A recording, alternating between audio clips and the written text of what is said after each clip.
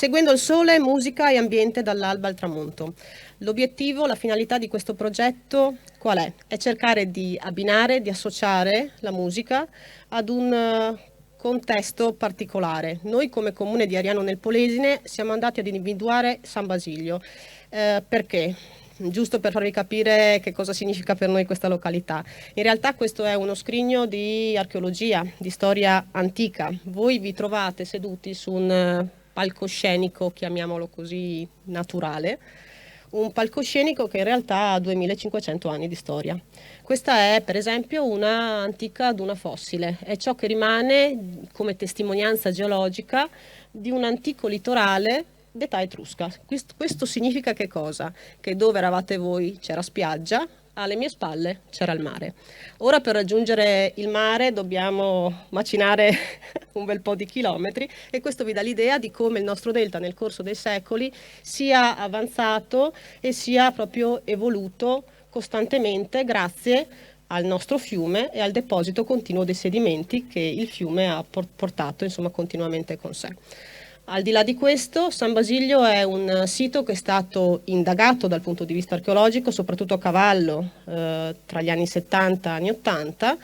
In realtà poi ci sono state delle campagne di scavo anche recentissime, nel 2005-2007 e anche l'anno scorso. Tra l'altro l'anno scorso siamo andati ad individuare proprio l'antico abitato d'età etrusca.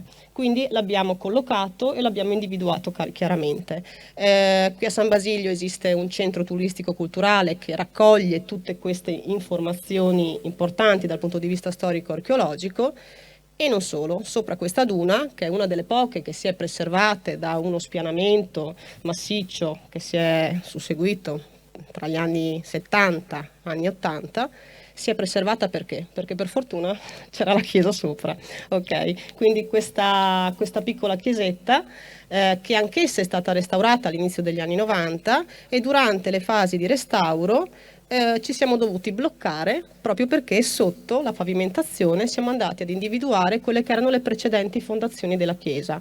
In poche parole che cosa capiamo? Che cosa abbiamo capito? Che la chiesa che vedete ora non è altro che il risultato di 3 diverse fasi costruttive che sono iniziate dall'VIII secolo d.C. e si sono poi concluse intorno al 1700.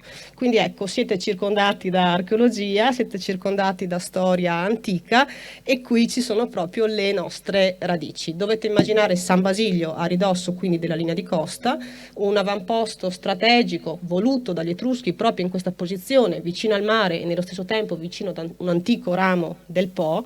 Tra l'altro il Po di Goro, il ramo più meridionale di tutto il sistema del Tizio moderno, ve lo ritrovate alla vostra destra in linea d'aria, lo vedete perché vedete l'argine del Po, quel ramo che fa da confine tra la regione Veneto e la regione per l'appunto Emiliano-Romagnola. San Basilio che ha visto quindi un fiorire in età etrusca e soprattutto anche in età romana. I documenti archeologici ci raccontano che cosa? Che qui a San Basilio popolazioni, civiltà diverse, quindi etruschi, greci, veneti, quindi residenti da sempre di queste località e successivamente anche i romani, convivevano in questi luoghi, c'erano i più importanti scambi, traffici commerciali di allora e soprattutto convivevano tra di loro in maniera del tutto pacifica. Ecco spiegato il motivo, scusatemi se mi sono dilungata, perché siamo andati ad inserire questo concerto al tramonto in questa località. Tra l'altro vicinissima alla località di Grillara, dove invece là è nata l'ocarina.